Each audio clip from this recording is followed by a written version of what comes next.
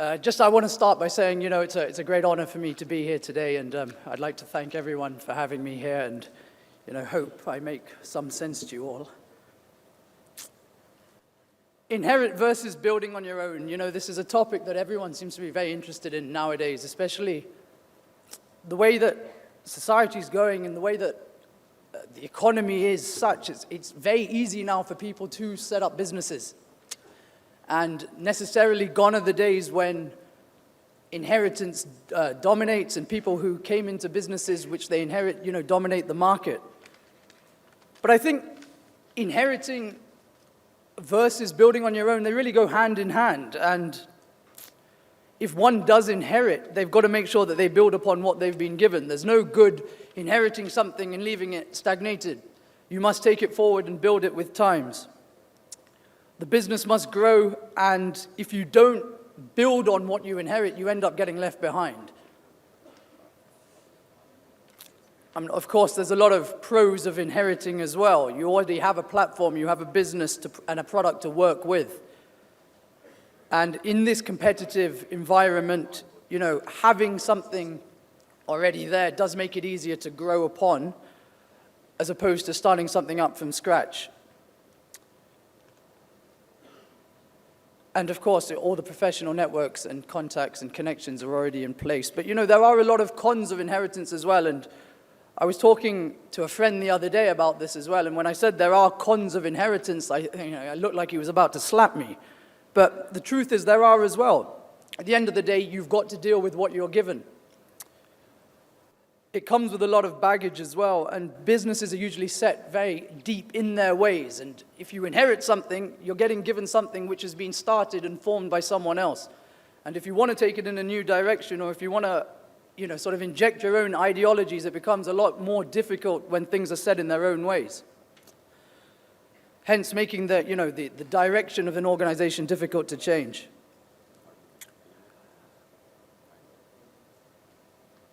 In sort of conclusion to this as well, you've got to make sure at the end of the day, whatever you do, you make it your own. Whether you start up from scratch, whether you inherit, make it your own and take it in the direction that you feel is what's most suited to what you want to do. But then there shouldn't also be that expectation that because someone is in a family which has a business that they should inherit necessarily. And I do also believe that people, maybe in my position and people like me as well, who have a business, should also look at other opportunities of moving away and doing other things as well. So that's about it from me. Now I'll pass you on to someone more experienced.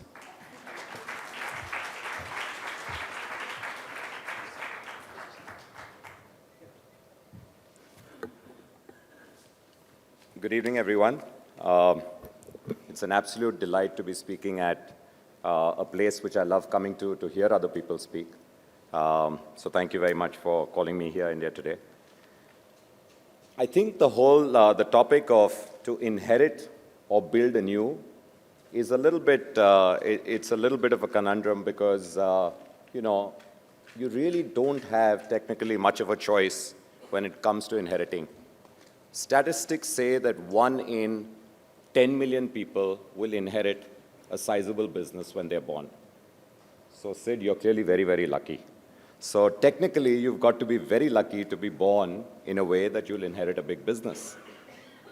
And obviously, as we all know, you technically or practically have no say in determining if you will be indeed to the manner born or to the driver born. None of us have any say in that.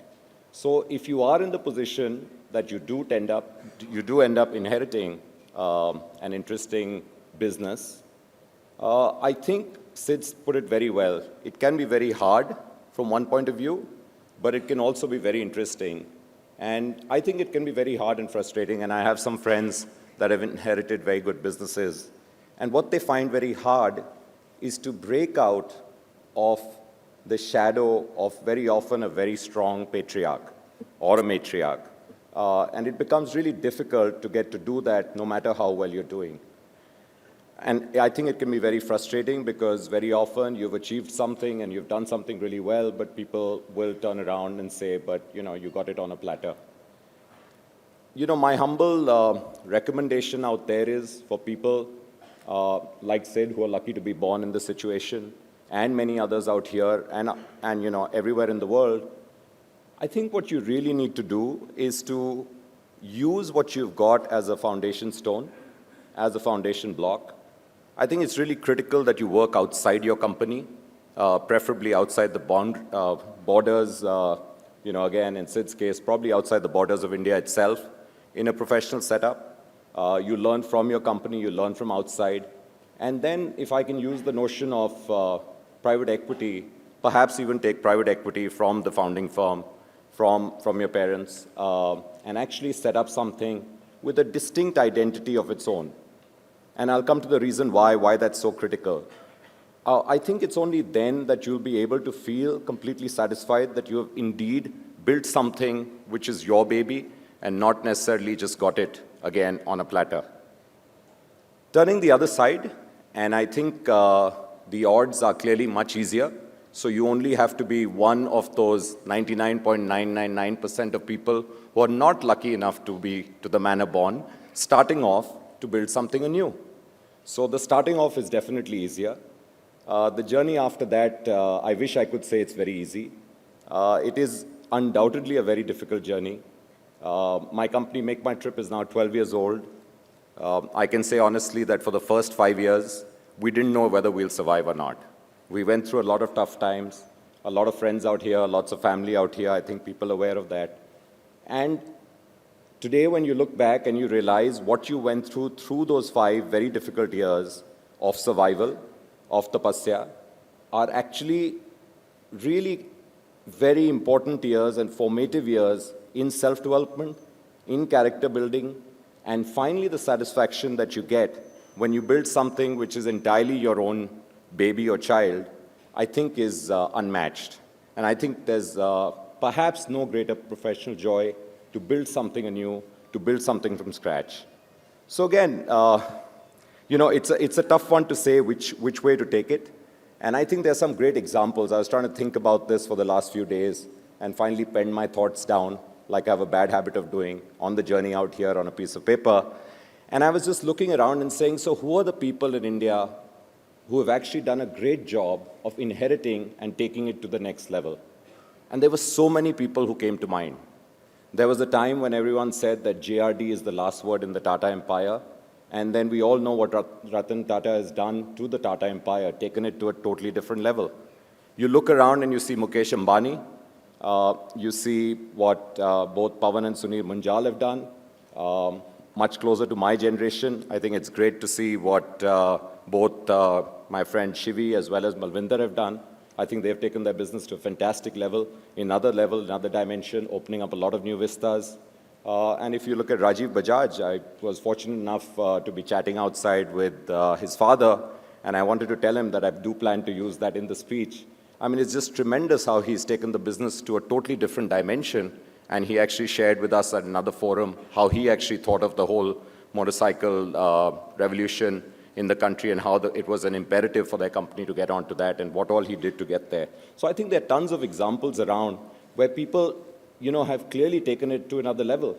On professional services, and I think that's another very difficult firm to do this because, again, I think the lineage becomes so important. I have a great example in another friend, Rajiv Memani, and I see Mr. Memani right here.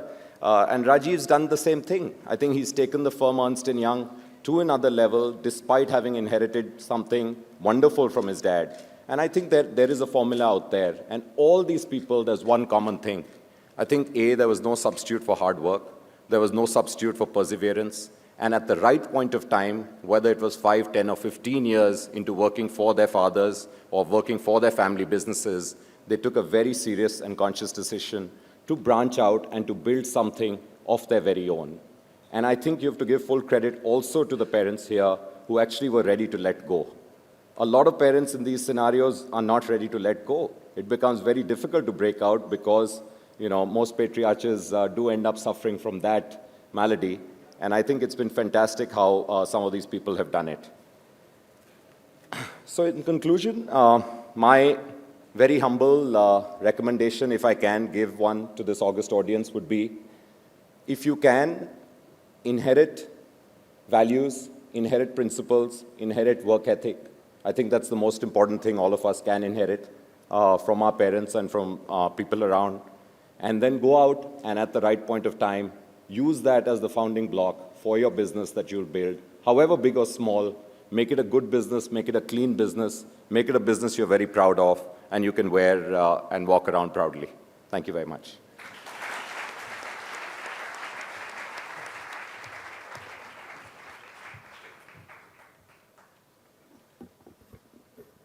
So what we're also going to do is throw it open to the audience for questions, and I'll ask a couple of my own. So I'll ask Sidhartha first. Do you think, Sidhartha, it's always a challenge for someone like you to establish yourself in the company, in the empire, with people who worked with your father? And do you think that to establish your credibility as a business leader in your own right is a huge challenge for you? And how do you work around people much older than you and try and win their trust? Because they might perceive that you got it too easy, and do you even deserve to be telling them what to do? Of course, there's a lot of pre-mindsets that come along with this, but I think the only way, and I think with anywhere in life, the only way to sort of answer questions that are posed like that is through performance at the end of the day. And once you perform, I think people will see that you're the real deal, and you're there, and you're not just the son of someone. And they may say it's easy that I got there because of being the son of someone else, but then to sustain that is also a lot harder than if I wasn't the son of someone else. And I just think by performance is the way to sort of really prove your worth. Mm-hmm. Because the one thing about the Kingfisher Group, and I'm sure everyone over here is dying to ask that question, so I must put it to you. The one feeling and the one thing that a lot of people speak about, especially with the airline now, is how much of this has to do with your father, the manner in which the business is run. Do you believe that people who believe that you've brought it upon yourself, that it wasn't well managed to begin with, and the woes are of the making of the management? What do you want to tell all those naysayers and the Cassandras? Everyone's got their own opinion of when things are going great, everyone's happy and they're laughing, but when things aren't going so great for you, everyone's quick to point the finger and pull the trigger at the end of the day. But you've also got to remember how the business is in the position it is today. The airline is just one part of what we do. Everything else is thriving, everything else is booming. And, obviously the management can't be that bad if today we are the world's largest spirits company by volume. And how much of a challenge has it been over the last few weeks with the slew of negative publicity that the family, the group, the company has received? How tough has it been personally and for the family? Obviously, it's tough. Obviously, you don't want to pick up a newspaper or read online something that's going to be negative about you, mentioning your father, mentioning your business. Of course, it's tough. But, as you say, is that you've just got to ride the storm and sort of shut out all the negativity, focus on the positive aspects, and move forward based on that. You're not going to get anywhere by being negative in life and by dwelling on all the sort of negative publicity that one gets. You've got to, be positive, focus on the positives as well, and move forwards. The airline's been around for 6 years, and this negative publicity hasn't been going on since the start. Deep, as someone who saw the .com boom go kaput the first time, what were the lessons that you sort of picked up from the failures you saw around you? And what is it that you believe you've been able to do to make your new enterprise click and succeed as fabulously as it has? Thanks, Rahul. I think the .com bust, and we really were founded in the cusp of the .com bust hitting the Indian shores. And clearly it was bad timing because we started the company in 2000. 2001 was 9/11. After that, we were hit with the SARS epidemic, and there were a host of other things which were going terribly wrong for the aviation world. I think our biggest learning at that point of time was to not labor on in a market and try to get customer mindset to change overnight. And I'll explain that. So when we launched in 2000, October 2000, we launched both in India as well as in the US among the non-resident Indian audience. Within 3 months of launch in both markets, we looked at our web analytics and we looked at the numbers. And in India, we were getting a terrific conversion rate. In the US, we were getting a terrific conversion rate in terms of lookers to bookers. But in India, we were actually at a very abysmal level. And these were clearly early days. People weren't trusting the internet. They weren't ready to drop their credit card online. They were curious, but they were not bold enough to make the move. I think one of the smartest things we did in hindsight was to shut down the India business in terms of marketing completely. We kept the site going, but we didn't really market anymore. We focused on the US business.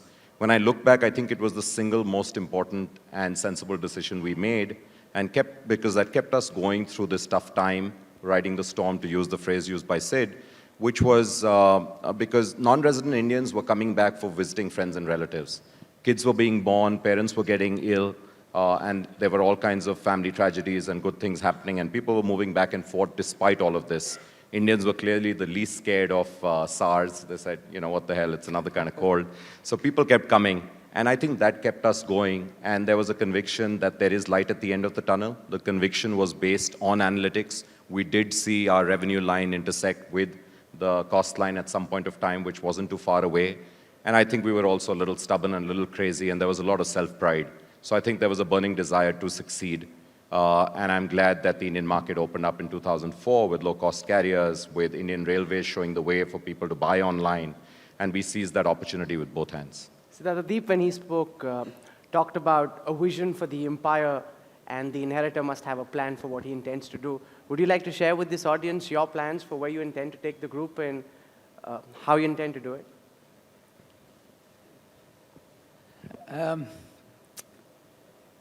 As I said when I spoke, you have to take things upwards and forwards, and you've got to build on what you have. At the moment, we ventured into, from what started as an alcohol business, beer primarily, is now into the international whiskey business. We're into aviation, into sport, into a lot of different sectors. But I think the one area where I still think there is obviously room for growth is in the premiumization of the spirits business. Especially abroad, and even in India today, I don't know if you're aware, but we managed to sell the world's most expensive ever bottle of whiskey last year, which sold for £150,000. So obviously there's a market for people to buy expensive whiskeys, expensive spirits. So I think, moving forward, one must focus on the premiumization. People do have a lot more disposable income nowadays, and they are willing to spend more on luxury. And so that's the sort of direction that I'd like to take.